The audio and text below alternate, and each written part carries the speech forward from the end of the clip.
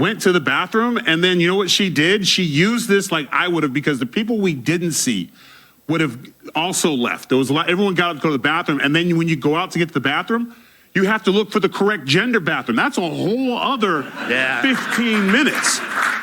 Absolutely delusional, but again, he is right. A bender over gender. Over the weekend, the DNC elected its new officers, and following with their woke pronoun rules, they ensured the appropriate number of he's, she's, and neither nors were elected. Roll it, Gladys.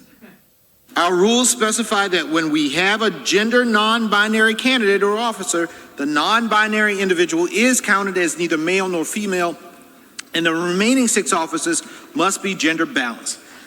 I think that we're being pushed into some like new one world order in America or something. And hear me out.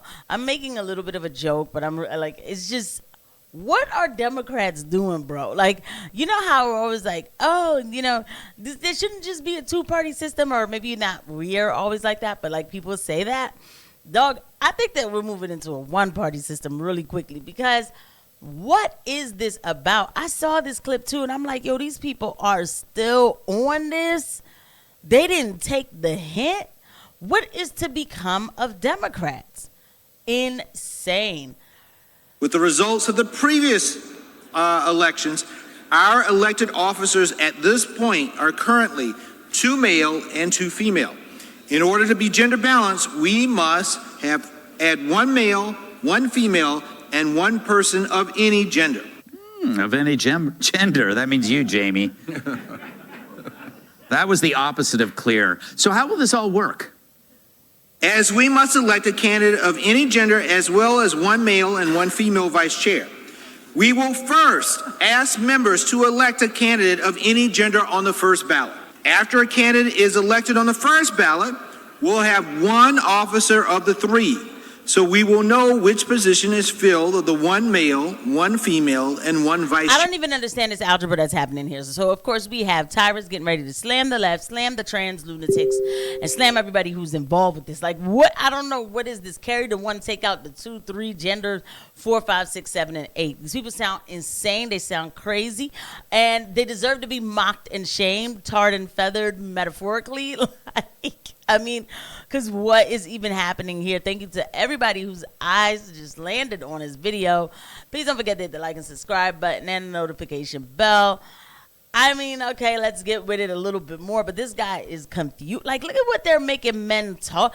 Like this, oh, God, the feminization of America is just so disgusting to me. And then the black man being involved with it is even worse. Chair of any gender. Our second ballot will also be for a candidate of any gender. Then our third ballot will be the 3rd position that is remaining based on the 2 results.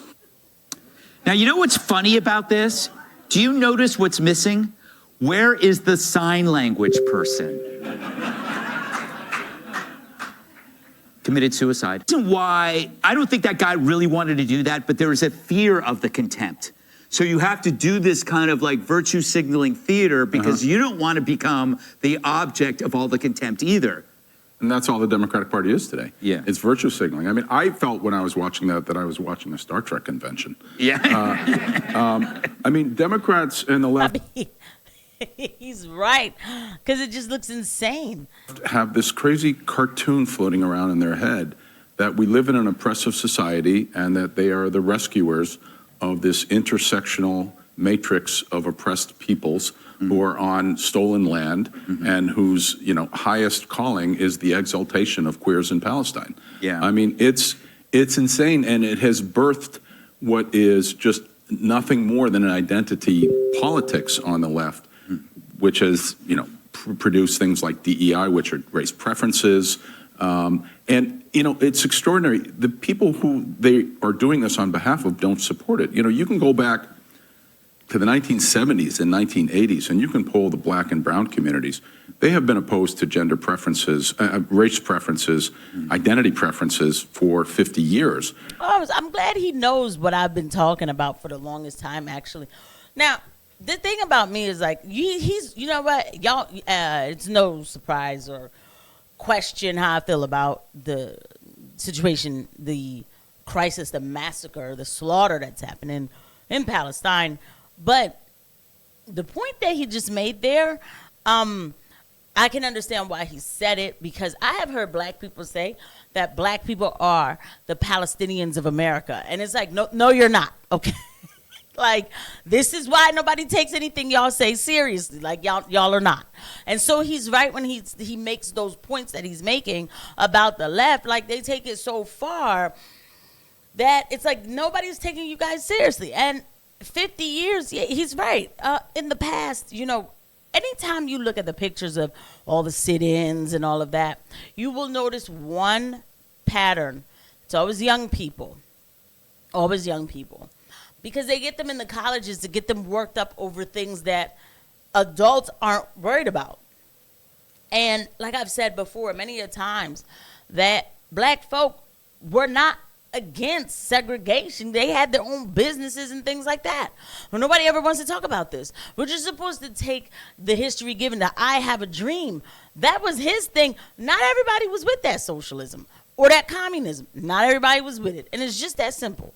You know, they had their own stuff. So he's right when he says that, you know, because, again, the left just takes it too far all the time. Even if they had a simple point to make, they just always take it too far.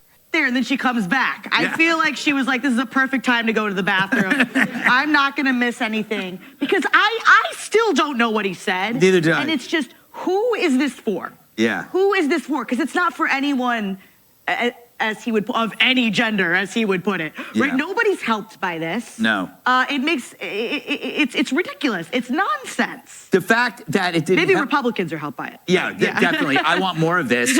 But the proof that it didn't help anybody was they still elected 2 white guys. And one of them was David Hogg, the vice chair. He looks about 10, but he's a white dude. But he was an apologetic white dude, which is fine. He just was confusing because he didn't have his man bun in. Yeah. It threw us off a little bit. Listen, You know, one thing about Tyrus is that he's tired of it, and I'm tired of it with him.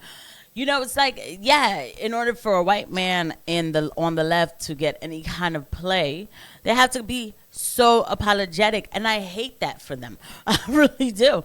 What are you apologizing for being born white for?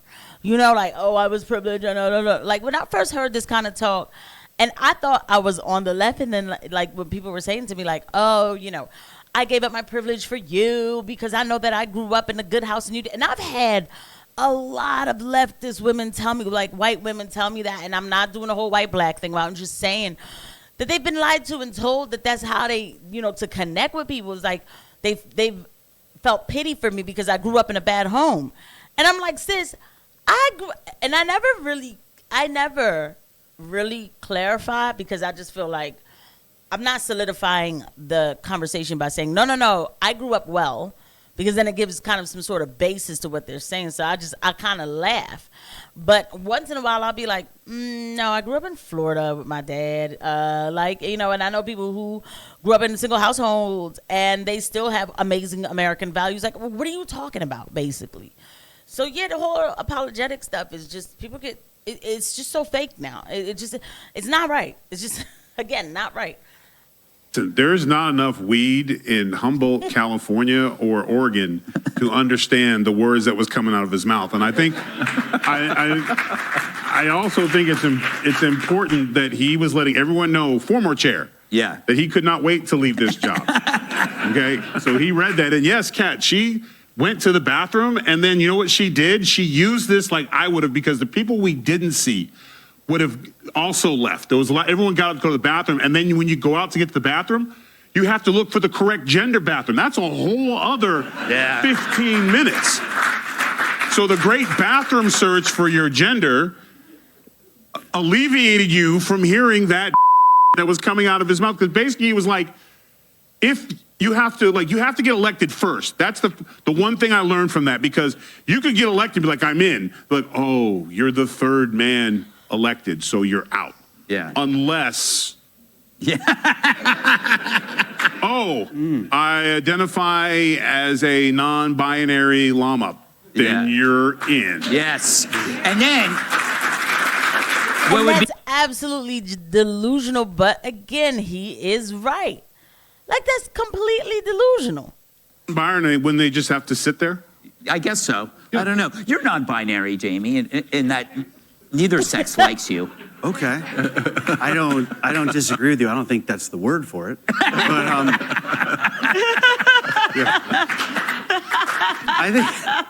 I think Tyrus makes a good point. I think the woman in the background was the only one we could see walking out. Do you think too the priorities are messed up? Like, we're in a serious situation to be talking about this. This is like if you were on a sinking boat and people are pouring buckets of water and this guy's like, I got swimsuits. I got brand new swimsuits. Exactly. So, and that's the point. You know, look, Democrat policies that based on, you know, what they used to be back in the day, like liberal, you know, liberal, more like, what is the word I'm looking for? Policies that were more about taking care of infrastructure type stuff, placing more schools, like vocational schools and other things like that, and fixing streets. Yes, because you need a group of people to remember things like that. But y'all took it way too far with all of this, you know, like you could be a unicorn and you could be a fox and all. They took it way too far, you know, and I have my issues with Republicans. Y'all already know. But we cannot forget, like, I will never vote Democrat. See, that's the problem. So the thing is, like, I have my issues with Republicans. So then when I have my issues with Republicans, I'm just like, I'm not voting because I will not vote Democrat. Like, that's a fact. I will not vote Democrat, okay, because these kind of policies come in, and I'm not voting for these policies. I'm not voting for protected classes, although the right does it too in a different way. That's a different episode.